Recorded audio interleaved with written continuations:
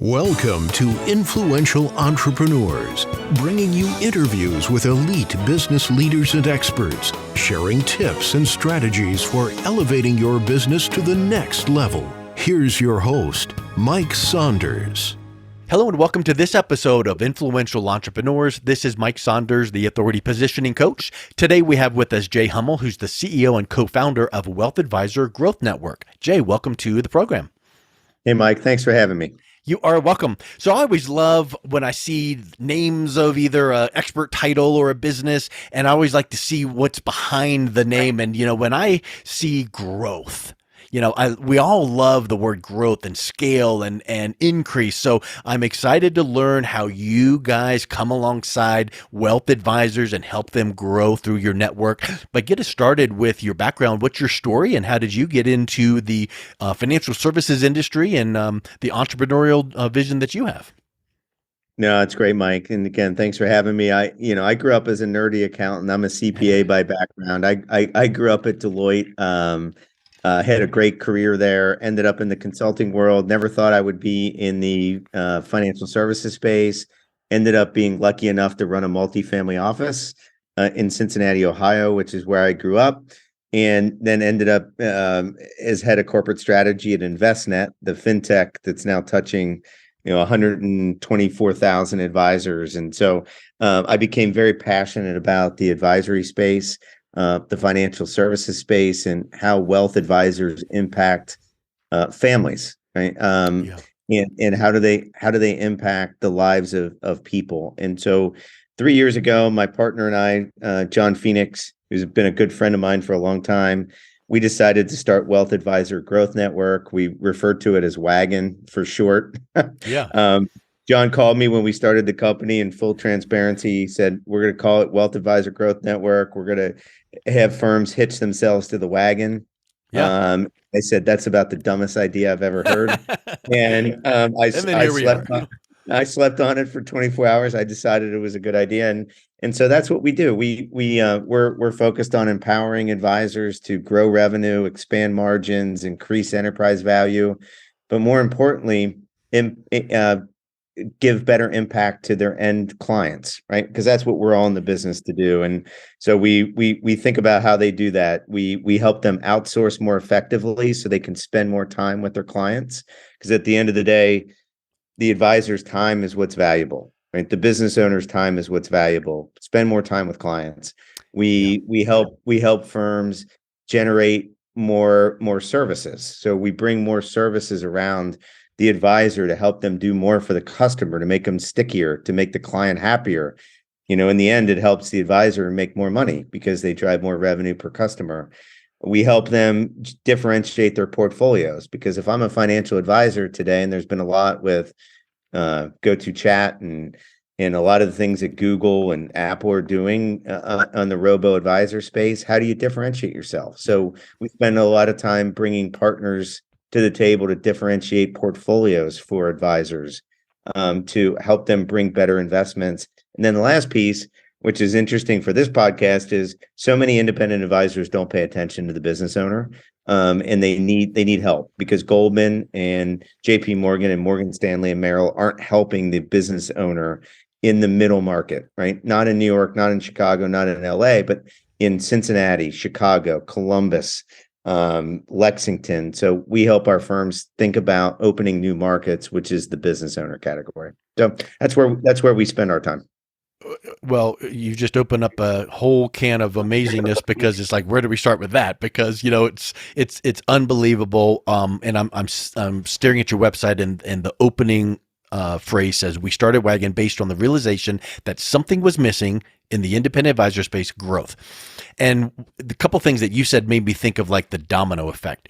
If you want to achieve growth, you must fill in the blank with 2, 3, 4, 5, 10 things, right? You need to have a better portfolio of this. You need to serve your clients with that. You need to have reports. You need to get more clients. Well, if the independent advisor needs to grow, they're focused on many times the wrong things, and they're not able, it's like opportunity cost. If I'm over here doing this, I'm not able to do that. And what they should be doing is really pouring into relationships with their clients, developing strategic alliances. But if they're worried about generating reports, doing this and advertising and all these things, now they're distracted. So if you can come alongside them and put a little grease on that fire, and now you give them the growth that they need, now they can take that breath of fresh air and go, okay, well, that's handled. Now I guess I can really give high value to my high net worth clients, my business owners. And now that's when that momentum is happening with growth. Yeah, I think that's right. I mean, I think people, and obviously what you do, Mike, you do a great job of helping people think about the marketing side, branding side, those kinds of things. But that doesn't work if you don't have capacity. Yes. So I always say it's kind of return on time, right? We tried to trademark it 5 years ago when I was in Envestnet. We couldn't do it. People wouldn't let us do it. I don't really know why the trademark office wouldn't let us do it, but my whole thing is either return on time or return on capacity. You can go do all the marketing on the planet, but if you don't have the time because you're busy worrying about stupid stuff, which is, well, my workflow and my CRM isn't working. Right. Oh my God, the pie chart has an orange piece. The pie chart on the right is in the top right corner instead of the top left corner. Yep. Right. You get distracted with minutia and shiny objects. You get distracted on things that don't matter. And so that's what we are. And a lot of people don't frankly like when we get involved sometimes, because they don't like the hard love that we give them on how we think you should run firms. But I think too many, whether it's in financial services or just businesses in general, too many business owners are spending time on things that don't matter to clients. And you're not going to ever build a business unless you're spending your time on things that matter to your clients. 100%. And I think if you can, the word myopic comes to mind, like that business owner, agency owner, they're like, oh, well, I need to be doing, and if something distracts them with the color of that thing or that chart or those little tiny minutia things, it might be important to you, but in the grand scheme of things, here's what's going to move the needle. And the highest and best use of your time is focusing on these three main things. All the other things, look, let it go. It's not going to change. If you ask 10 clients, you're going to get 27 opinions. So you're never going to please all the people all the time. But here are the things that drive growth. And what I'm hearing you say is, from your vast experience with working with current, past, advising firms, financial planning firms, success leaves clues. And if you want to see where the big boys are going and have gone and are currently at, here's where we need to go. Follow me. I'm going to blaze a trail and I'm going to show you where you need to be spending your time here. And all these other little things, you, Mr. or Ms. agency owner, you shouldn't be doing them. You should be having junior or VAs or admin people doing these, and you need to stay focused. And I think it's a hard thing. It's like delegating. I know that I shouldn't be, as the CEO, I shouldn't be doing, $10 an hour activities. I should be doing the bigger things. But how do you get your clients to realize how the focus on those main drivers when they feel pulled to get in the weeds? I mean, this is going to sound overly simple again, as the nerdy accountant who grew up at Deloitte, is it all comes back to the financial statements in a lot of ways, which is, to me, I just sit down with our business owners or our prospects who we're thinking about investing in and saying, you're making X. Do you want to make 2X? Right? Here's how you're going to make 2X. Yeah. And I know it may not be comfortable. I know you may not like it. I know you may not enjoy it over the next 1 to 2 to 3 years. But at the end of the day, this is how your clients, and we're, we don't, I always joke, we don't work for a nonprofit, right? WAGN is not a nonprofit. We certainly invest, but we need to go make money, and we have to help our firms make money. But the number one thing for us is delivering better client outcomes, right? Yep. And if we help advisors or business owners deliver better outcomes for the clients, I'm not trying to be Pollyannish about it, is I believe that the rest of that stuff will take care of itself. And so we just spend a lot of time with our owners saying, do you want to make more money? But more importantly, you're going to make more money when we increase your value, right, to your end customer. And you can't provide value by doing all this stuff in the minutia that you're doing. And so it comes down to technology. It comes down to outsourcing. We have a great outsourced CFO business. We have a great outsourced compliance business. So it's like all these things that people are used to doing internally, you don't have to do internally. go focus on letting the people who do this every day do it more effectively so that you can go do what you should do effectively. And that's our 100%. And strategy. even untapped markets where you can say, okay, once we get through phase one, accomplishing what you just said, what if we can now show you where to get into some untapped markets where it's kind of like blue ocean? Don't go fighting all the, red ocean where everyone else is. Let me show you the blue ocean. And you mentioned business focus. What does that look like? And how are you going to serve your clients with business Well, market? and I think I think that's been the biggest problem in the market. Growing up at Envestnet, seeing a bunch of advisors, I probably visited or talked to 3,500 RIAs in the last 15 years, which Mhm.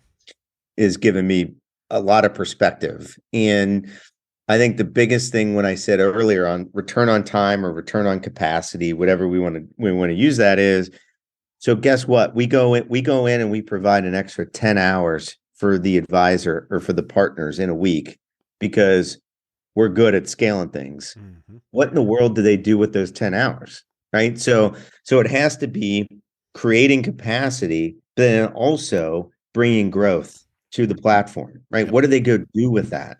And so that's why this opening new markets. And as you and I have talked about, we're launching a new platform called BOSS, Business Owner Solutions and Services, which is going to be a technology that brings together for an advisor, for a firm, lending, P&C insurance, life insurance, business valuation services, and then M&A, investment banking, so that an advisor, especially sitting in the middle market, who's not sitting in New York or LA, can go prospect that business owner in a way that they've never done before. So we're not only just creating capacity, our goal is what do you do with the capacity that you've created? Yep.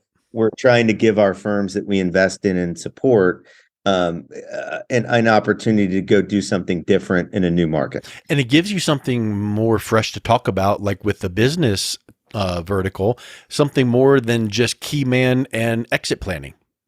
So now, yeah, that's part of it, but how are you set for, like you said here, business insurance and life insurance, all these different things that impact the business owner. And yes, key man and exit can be a part of that, but boy, you can bring them a whole suite of services to serve their business clients. Well, that's exactly right. As you know, most advisors don't pay attention to business owners because they've been based on assets under management, Yep. right? And so they're saying, well, all my business owners, I'm not going to go waste my time on a business owner, on Mike Saunders, because all of his money's in his business, right? But if I can bring Mike Saunders buys PNC, right? Yep. He has a lending issue probably as he's trying to grow his business. So what we're trying to do with Boss, with our firms and in the wider network of WAGN, is to allow a platform to allow an advisor to build the relationship. Because when I used to run a firm, we used to joke, and John jokes about this too, my partner, who's in Denver, used to get the Denver News Courier, Denver Business Courier on Friday, and you'd look at who sold their business. There'd be 12 business owners listed, and you'd call them because you wanted them as a client. And you were too late because 29 people had already called them. Yep. So one of our premises is, how can we bring services to firms that business owners need that isn't just asset management, because they don't necessarily need that today. Entrepreneurs don't need that. But how do we empower the advisor to provide services to entrepreneurs and business owners to provide what they need today so that they build the relationship, so that when an exit ultimately happens, they're already the advisor Yep. of choice. Yep. And nobody, I don't want to say nobody's figured that out, because I don't think we're that smart. It's the But long game, but with some revenue generating milestones in between. that's right. Yeah. So the advisor actually can make some money along the way, Yeah. right? Because the Boss platform will have rev share in it, Yeah. and they'll be able to make some money along the way. Like, as you coach, as you do a great job coaching advisors, um, you can't go if you don't get to year 3, you can't get to year 10. So Yep. I'm well aware, as I say to everybody all the time, I understand that some of this investment is a 5 to 10 year investment, but we're trying to drive revenue along the way so that these firms can make money along the way but now they're in the catbird seat, right? And they're in that business owner, after they have that relationship with that advisor, better than anybody. They're not leaving that advisor who's helped them along the way. And now you wake up. So we literally had this happen. We were with an advisor in Denver. We were looking at a business. The advisor was helping a business. $1.5 million was the valuation on the firm. We ended up using our platform to go through the investment bank that we have affiliated with Boss. The business owner got $6.5 million. So it went from $1.5 million to 6.5 because of what we did with the advisor. And now the advisor got a rev share on the transaction. So the advisor made $100,000 on that transaction by helping the customer. And now he's managing $4 million for that business owner. Right. So when in reality, you were focused on AUM, which is just a drop in the bucket. That's exactly right. So now he's got $100,000 in his bank account. Now he's got a $4 million AUM client, and a client who will now refer him probably 10 other firms in Denver. All because of one transaction, because he came through our Boss platform and thought differently about how an independent advisor could serve an entrepreneur. Similar to saying to that business owner, hey, there are many financial vehicles you should be considering for wealth planning. You don't have this chunk of money upfront and monthly to invest in this vehicle. So why don't we find it? So let's bring in our legal and tax team. We're going to go through your, tax returns. We just found opportunity. We found money for you to lower your expenses, lower your taxes. Now you can participate in what I just showed you. So all kinds of areas. I just love that approach to business owners, because that is something where, you hear the stats from the SBA all the time. Small business owners are the lifeblood of the economy. They do all the heavy lifting and the hard work. Oh, they do. And again, I just think I've been an independent advisor. You just ignore them because you don't get paid. And that's what we started WAGN 4 years ago. That was the thought of, how do we change the way that the industry is thinking about how advisors and firms make money, and how do they think differently about growth? And marketing, again, what you do a great job for firms. Marketing and image and brand and all those things are so important. But if you don't have the right toolkit, it's like the general contractor showing up at your house to build your house, but he or she doesn't have the right people, the subcontractors. You're never going to have that. General contractor isn't worth a whole lot. So that's where our focus is making the advisor the general contractor, and making sure that we have the subs around them that make sense. Awesome. Well, Jay, it was so great chatting with you today. If someone's interested in learning more, connecting with you, what's the best way they can reach out? Yeah, they can visit our website, which is wagn.biz. So just WAGN, N as in Nancy.biz, or they can find me at the initial J Hummel at wagn.biz. And we would love to, we'd love to talk to any financial advisor firm who's interested in trying to grow, or an entrepreneur who needs, we own 6 firms in the US. And so you have a lot of entrepreneurs, Mike, who listen to your podcast. If they need financial advice in the way that you've heard me describe it today, we would love to have your entrepreneurs reach out to our firm. So reach out to me and I can connect them. Excellent. Well, Jay, thank you so much. It was a real pleasure talking with you today. Mike, thanks so much, man. Great to be on the show. You've been listening to Influential Entrepreneurs with Mike Saunders. To learn more about the resources mentioned on today's show, or listen to past episodes, visit www.influentialentrepreneursradio.com.